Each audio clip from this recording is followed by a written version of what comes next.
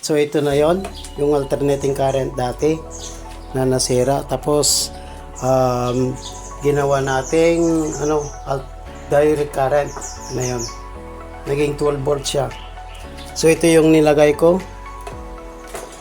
Yung pagsamantala, ito yon. Okay, i-focus lang natin. Yan. Yan, 12 volts, 2.5 amperes to 20 volts. So ito na yon. Kasi sayang nga, wala namang ginagamit to. Ito na lang natin gamitin. Okay? So, pagkatapos nito, gawin natin sa solar. So, i-try natin.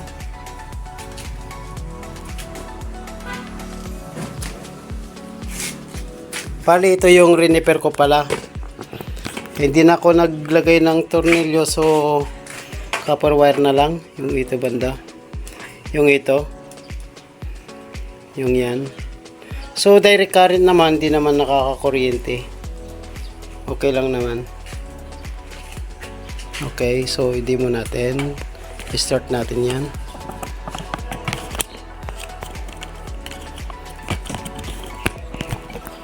Okay, yan na.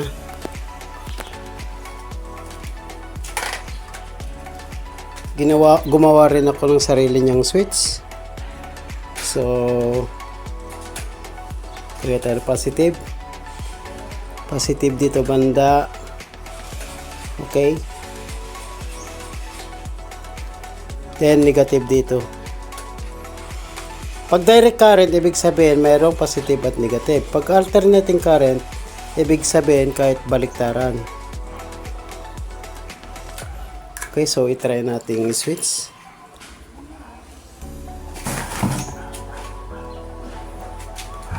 Kita ba yung pangkuan natin? Saksakan natin doon.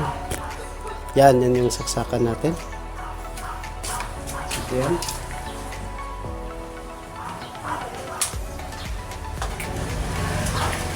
So, hindi siya gumagana kasi naka-kuan sa switch. Dito muna sa switch.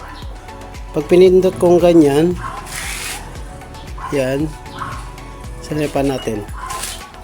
Yan, diba? Yan yung pan. Okay, so, yan. Di gumana siya. Okay. So, yan yun, yung electric fan. Ito naman yung motor niya, yung ginawa natin. Yan, o. Ayan. Okay. Okay naman yung igpit.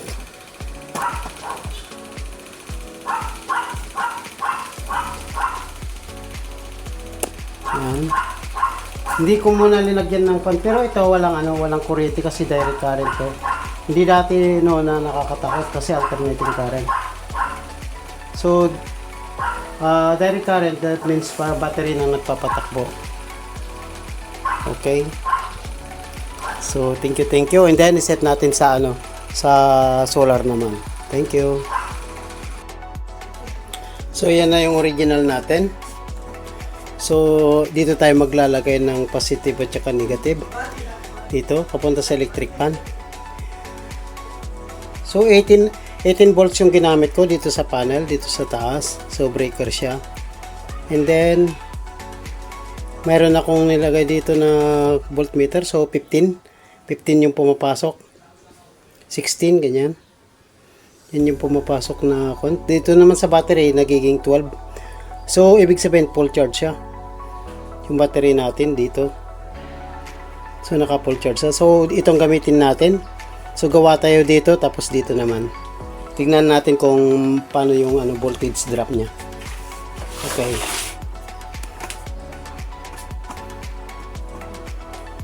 Ito naman yung electric fan, yung ginagawa natin kanina. Okay, so 12 volts. So, lagyan ko na ng for demo purpose. Demo lang po. Kasi meron akong talagang nakalain na supply nito. So, lagay ko to. So, positive tayo dito. Okay. So, one line tayo, positive. Sa kabila naman, so negative. Ito na yung kabila. Okay. Ito naman tayo sa negative. Okay. So, naka-off pa rin. Okay na tayo. Ito pala yung kwan, di ko na tinanggal. Si yung kwan natin, charger. Di ko na tinanggal, okay lang. So, ito yon. Bali, for demo naman, di ko na electrical tape, di ba? Yan na yon. Okay. So, try ko yung pan. Nakakonect na tayo sa solar doon. Nakakonect na yan. So, dito naman. Yan. So, ang lakas niya. So, ibig sabihin,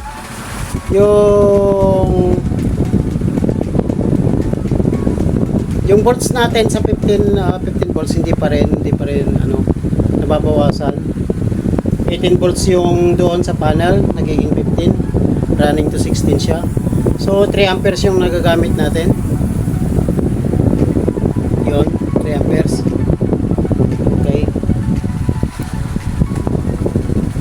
Then okay, lagyan natin ng 12 volts din na ilaw pa.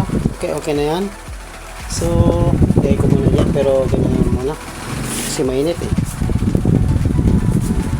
And then, lagay ko naman si ano. Okay.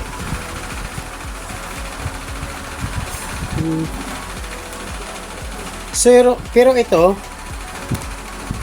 okay. So, tignan natin mangyari dito kung ina-adapt pa rin ni TOSM si battery. Kung patayin ko si panel, anong mangyari? Okay, patayin ko si panel kung anong mangyari dito sa supply natin. Kung dumidiretso pa rin yan o hindi. Yun na yun. Yan, patayin ko si panel. Pero dapat open si battery. Okay, nakapatay na si panel. Yan o. Yan. Ito pag tinas ko to, buhay si panel. Yung reading ng nagde-deliver, wala na. So, i-open ko si panel. Yan. Okay na yung panel natin. Gumagana na. Gumagana na yung solar panel natin. So, gumagana na rin yan. Okay. So, yung bagong salta niya, magiging 12 volts. Okay. So, patayin ko muna. Okay. Try natin ulit para malaman.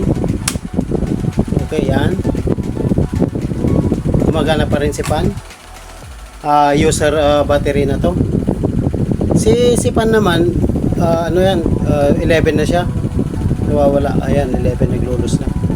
11 na, 12. Kinakain niya yung ano, yung battery. So, i-open ko si panel. Ito na. Yan.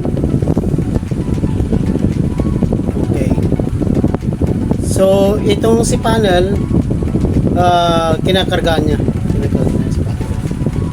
Okay, sa susunod, i-explain na naman natin yung iba. So, lagyan pa natin ng ilaw. Pwede naman. Okay, so, lagyan natin mga bossing. Ito yung 12 volts ko dati. Okay.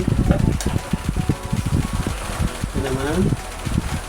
Try lang natin, di ba? Ayan, mga bossing. So, lagyan muna natin ng 12 volts.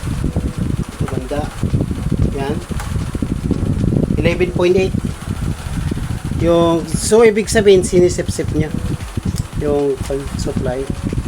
Okay. Pero ang amperahe niya, 11.9. Tumataas. 0.3 pa rin. Yun yung, kung ibig sabihin, kaya pa niya. 12 volts naman tayo dito. Okay lang. Kasi tumataas yan. Kasi dito, papunta sa panel naman yan. Okay. Hindi nababawasan yung kuha natin. 11.8. Okay. So, pag pinatay natin si pan, lalakas si voltage. Okay. Lumalakas si voltage hanggang magiging 16 yan si voltage. Yan. Nakapatay si pan. 12.2. Tatas yan hanggang 16 volts. Okay, thank you. Salamat mga bossing. Okay. more subscribe mga bossing, baka makalimutan. Thank you, thank you.